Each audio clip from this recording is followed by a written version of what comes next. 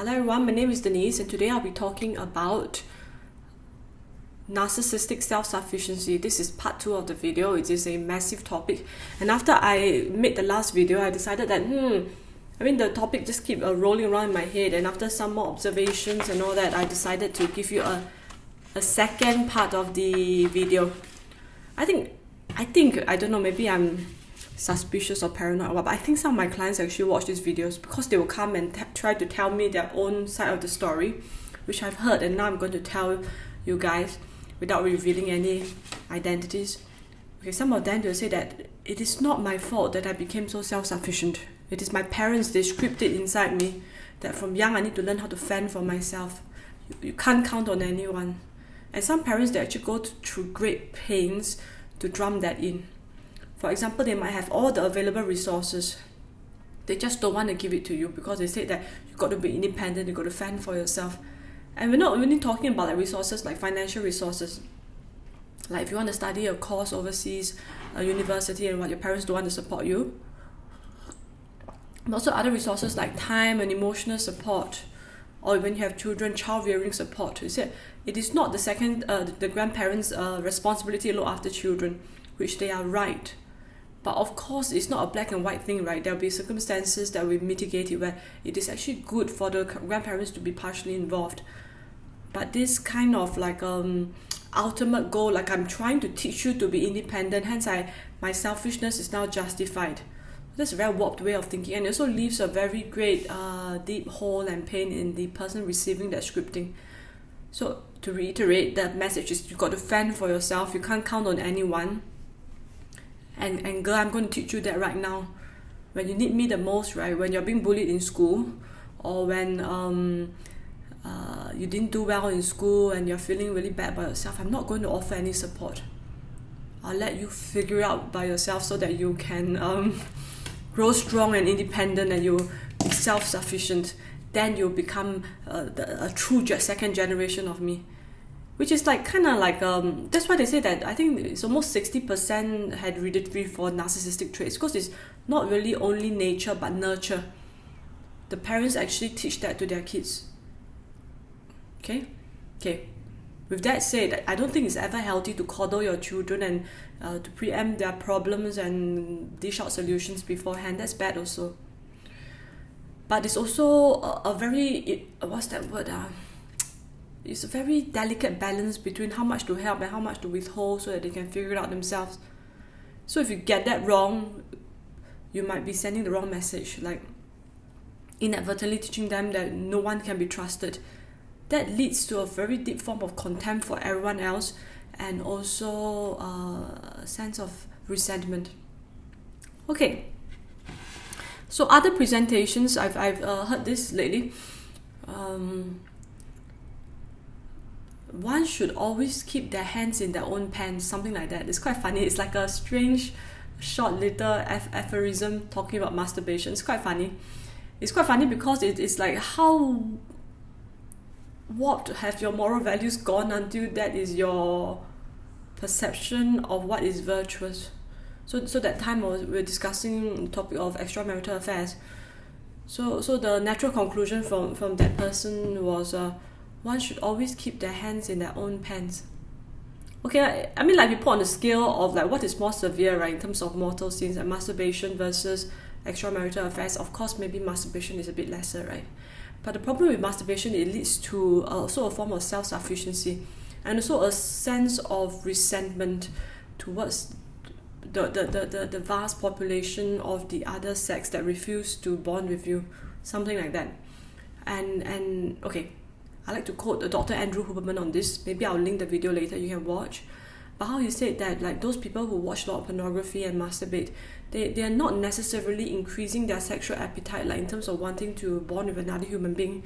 They are training their neural mechanism to like the act of masturbation and the act of watching people have sex instead of them participating. So and also because that is like a very low-hanging fruit that they can access at any time, so it becomes addictive. Versus, let's say, if you really want to have sex with another person, you go through courtship and then get married and then have sex, right? So that is a much longer process and requires you to refine your social skills and to learn about other people and to adapt and be considerate and to bend over backwards sometimes to compromise, right? But all this you can bypass and get that sexual gratification. So it's bad for you neurologically, and also morally it's bad because it breeds exactly this self-sufficiency. So ultimately what it does is estranges the person from the community at large, breeds social isolation, and as you are further and further away from community, it's much easier for you to project your shadow onto them and to think that they're worse than they actually are. In the long run, it breeds resentment and contempt.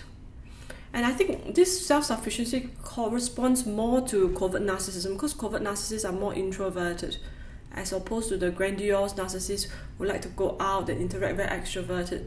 So at least the grandiose get some calibration with society. The covert, through this self-sufficiency, becomes in their own little vacuum, grandiose in their own warped, delusional way, and self-sufficient. Okay, so to reiterate,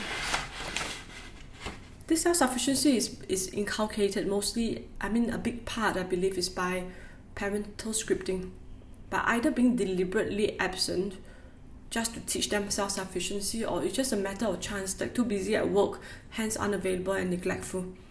Eventually the drivers or the message that are sent out is you got to fend for yourself, you got to be strong, you can't count on anyone else. So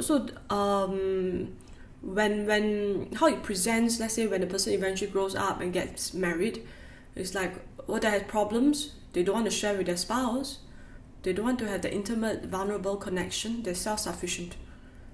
And when the spouse tries to share with them, like, hey, today, blah, blah, blah, say, hey, keep quiet, you handle this yourself, or you can talk to your counselor, don't talk to me. So it's like a quid pro quo. I don't dump on you, you don't dump on me. And if you do, you're a toxic person, I'll cancel you. So you see, okay, that is it's really toxic in the marital context, but it's also presented, like if you talk to many youths, in terms of friendships, in terms of work relationships, if anybody tries to talk to you about their troubles, they become toxic. So that's also a form of self-sufficiency. Sorry, I digress. So there are many domains of withholding support.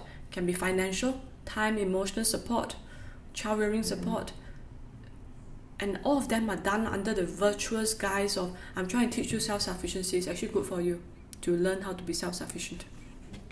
Okay, and then also the implications of masturbation and how it trains the brain circuitry to like for this very low-hanging fruit.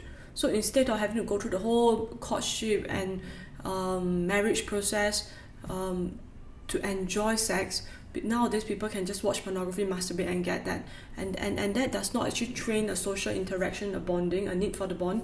Instead it trains a desire to watch other people have sex and then to self-pleasure. So that's also a form of self-sufficiency, which is very bad because it also leads to a form of moral degradation and a contempt for others and a social isolation. So if you find that you have quite a high self-sufficiency kind of presentation, I encourage you to go out and take some risk, because most of the population, they're actually going to be more helpful than you imagine, and through our interaction, not like all the interactions are going to be perfect, but some of them, it's going to open your mind and realize actually people think in a very different way and they got so much to offer us. It is not purely, everybody's a mixed bag of good and bad traits, right? So there are bad traits will annoy us, but there are good traits also will bless us, and you realize that eventually it balances out. In fact, it gives more than it takes. So go out and start making a few friends and taking some risks. Okay, that's all for today's video. I hope that it's been helpful to you. If it has, kindly press like, share and subscribe. Thank you so much and God bless.